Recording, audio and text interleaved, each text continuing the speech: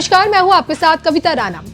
आचार्य प्रमोद कृष्णम, इनकी गिनती ऐसे नेताओं में होती है जो सही को सही, गलत को गलत बोलने से कतराते बिल्कुल नहीं है। आध्यात्म की दुनिया से ताल्लुक रखते हैं, भारतीय राजनीति में फुल एक्टिव है, कांग्रेस की विचारधारा से भी काफी ज्यादा प्रेरित भी है और कल की पीठ के पीठाधीश्वर भी। 49 की उम्र में जिंदगी का ऐसा तजुर्बा है कि आज इनकी कई बातें कांग्रेसियों को सत्यता का बोध करा रही है। राजनीति के पिच पर कदम कदम पर कांग्रेसियों के साथ जो कुछ भी होता है उसका आभास आचार्य प्रमोद कृष्णम को समय से पहले हो जाता है। अब देखिए ना, राम मंदिर का न्योता ठुकराने पर आचार्य प्रमोद कृष्णम ने खुलकर ये कहा था कि सनातन का विरोध कांग्रेस को ले डूबेगा। हालांकि उस वक्त कांग्रेस पार्टी ये मानने के लिए बिल्कुल तैयार नहीं थी। भारत भावनाओं का देश है और सनातन का विरोध हमें ले डूबा। जातिवादी राजनीति को कभी इस देश ने स्वीकार नहीं किया है। जातिवादी राजनीति और सनातन का विरोध ये हमें ले डूबे।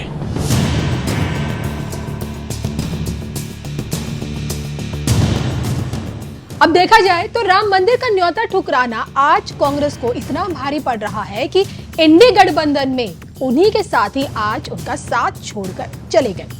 अब बंगाल के मुख्यमंत्री ममता बनर्जी अकेले चुनाव लड़ने का ऐलान कर चुकी हैं, तो वहीं अब नीतीश भी गठबंधन तोड़कर पीएम मोदी के पाले में चले गए हैं। और ऐसे में नीतीश कुमार को मौसम वैज्ञानिक बताने वाले कांग्रेसी आचार्य ने इस बात के संकेत भी दिए हैं कि आज जब कैप्टन ही छोड़कर चला गया है तो गठबंधन आगे टिकेगा नहीं।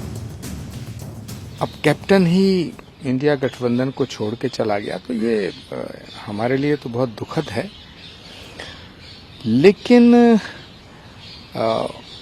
चिंतन इस बात का करना चाहिए कि ये नौबत क्यों आई। अब बिहार नीतीश कुमार जी ने पलटा ही मार दिया, पूरा तख्ता पलट कर दिया, पूरब से पश्चिम हो गए। तो मुझे लगता है कि ये इंडिया गठबंधन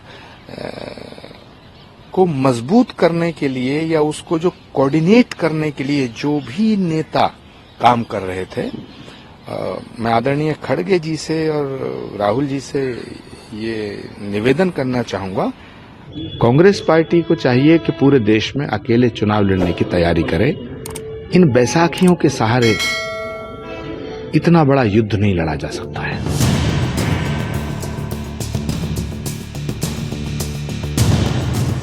अब एनडीए की तस्वीर में देखिए, बिहारी बाबू मुख्यमंत्री नीतीश कुमार को देखकर कांग्रेस समझ चुकी है कि अब मोदी को हराना आसान बिल्कुल नहीं है।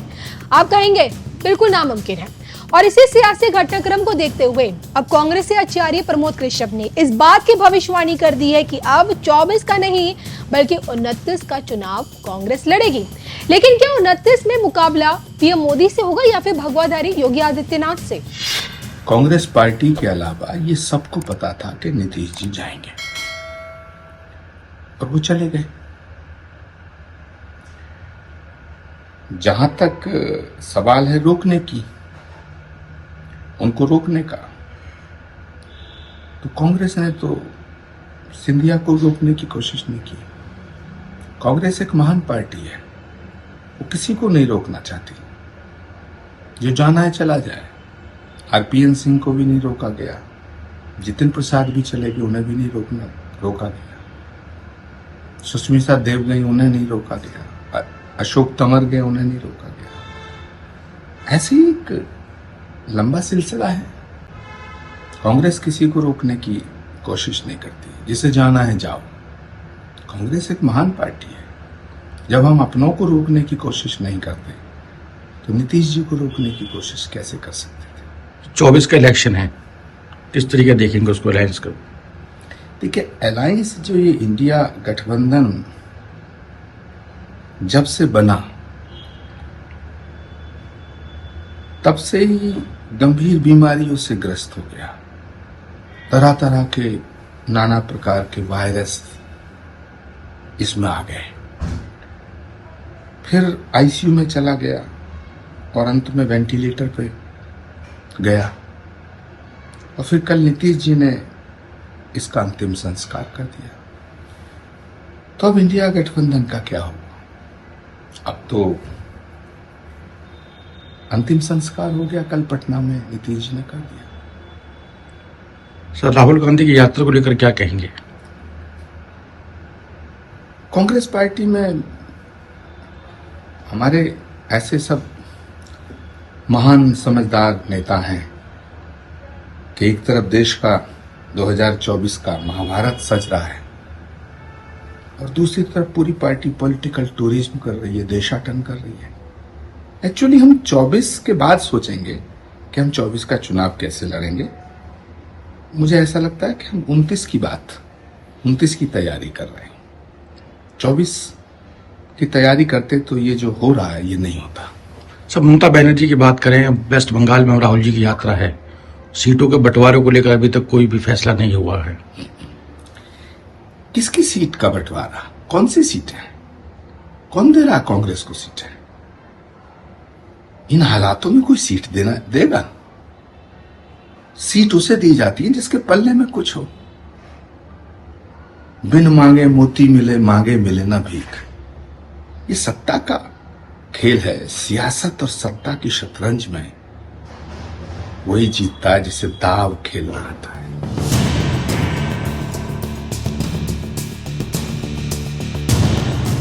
तो डे वन से कांग्रेस पार्टी को यही समझाने की कोशिश आचार्य प्रमोद कृष्णम कर रहे हैं कि विरोध देश के प्रधानमंत्री नरेंद्र मोदी का नहीं बल्कि सरकार की विफल नीतियों का करना चाहिए।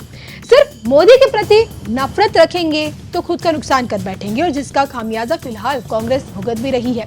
आज जब देखें राम मंदिर के भव्य निर्माण का क्रेडिट भाजपा को मिल रहा है तो उससे भी कांग्रेस को ऐतराज है। हालांकि देखिए आचार्य प्रमोद कृष्णम ये भी कह चुके हैं कि अगर पीएम मोदी नहीं होते तो 22 जनवरी का दिन देखने को ही नसीब नहीं होता। मंदिर का जो निर्माण हुआ ये अदालत के फैसले से हुआ है।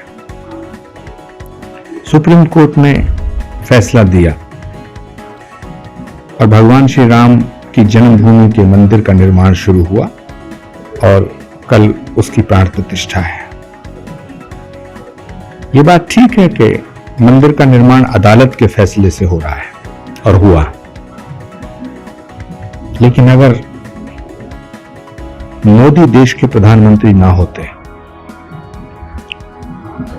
अगर देश के प्रधानमंत्री नरेंद्र मोदी की जगह कोई और होते तो ये फैसला ना हो पाता और ये मंदिर ना बन पाता। इसलिए मैं राम मंदिर का निर्माण और राम मंदिर के इस प्राण प्रतिष्ठा के शुभ दिन का जो श्रेय है वो सर्वाधिक नरेंद्र मोदी को देना चाहता हूं। सरकारें आई, कितनी सरकारें आई, कितने प्रधानमंत्री आए, विश्व हिंदू परिषद, आरएसएस, बजरंग दल, संत महात्माओं के बड़े बलिदान है, बड़ा लंबा संघर्ष है। लेकिन अगर मोदी देश के प्रधानमंत्री नहीं होते तो राम मंदिर न बन पाता। महाराज जी, विपक्ष ने प्राण प्रतिष्ठा का निर्णय ठुकराया, इसको आप कैसे देखते हैं?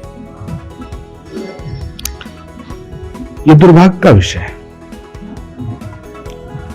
राम के निमंत्रण को तो कोई ईसाई भी नहीं ठुकरा सकता, राम के निमंत्रण को कोई पादरी भी नहीं ठुकरा सकता, राम के निमंत्रण को तो कोई मुसलमान भी नहीं ठुकरा सकता।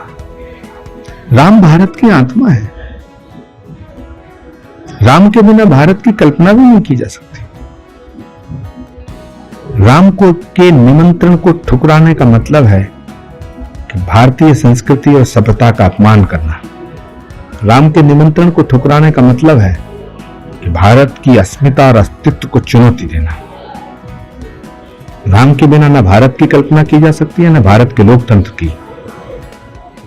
इसीलिए रामराज्य का सपना तो महात्मा गांधी ने देखा था और कांग्रेस पार्टी जो महात्मा गांधी की पार्टी है वो राम विरोधी नहीं हो सकती। इसीलिए मैं सभी विपक्षी दलों से यह निवेदन करना चाहता हूं कि आप भाजपा से लड़ो, राम से मत लड़ो। आप भाजपा से लड़ो, सनातन से मत लड़ो। आप भाजपा से लड़ो, भारत से मत लड़ो। प्रधानमंत्री जी ने अनुष्ठान कर रखा है, जो है कितना महत्वपूर्ण अनुष्ठान है, कितना संघर्षशील अनुष्ठान है, ऐसा इसको मानते हैं। मुझे लगता है कि इस देश में पंडित जवाहरलाल नेहरू से लेकर आज तक जितने भी प्रधानमंत्री हुए हैं, उन्होंने किसी संकल्प को सिद्ध करने के लिए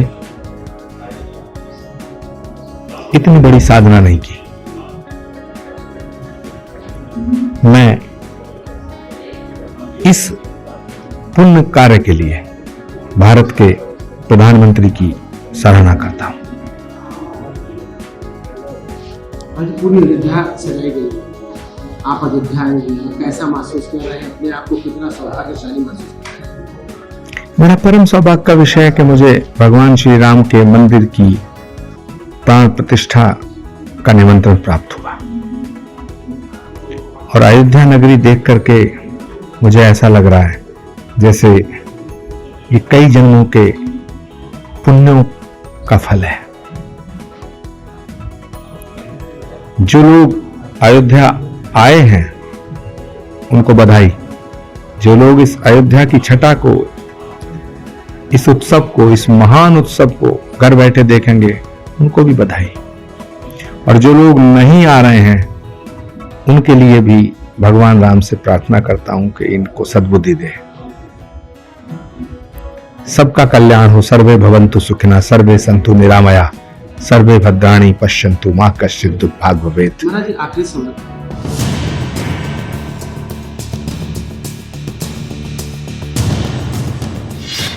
अब देखिए, गौर करने वाली बात यह है कि आचार्य प्रमोद कृष्णम ने अपनी ही पार्टी को लेकर जो भी कहा वो हमेशा से होता हुआ दिखा भी हम सबको, और अब 24 की बजाय 29 को लेकर जो उन्होंने बात कही, उसे देखते हुए क्या ये मान लेना चाहिए कि क्या कांग्रेस अब 29 की तैयारी में है, और अगर है तो क्या अगला मुकाबला उसका मुख्यमंत्री योगी आदित्यनाथ से होने वाला है? इस पर आप लोग क्या सोचते हैं? आपकी क्या राय है? कमेंट करके बताइएगा जरूर।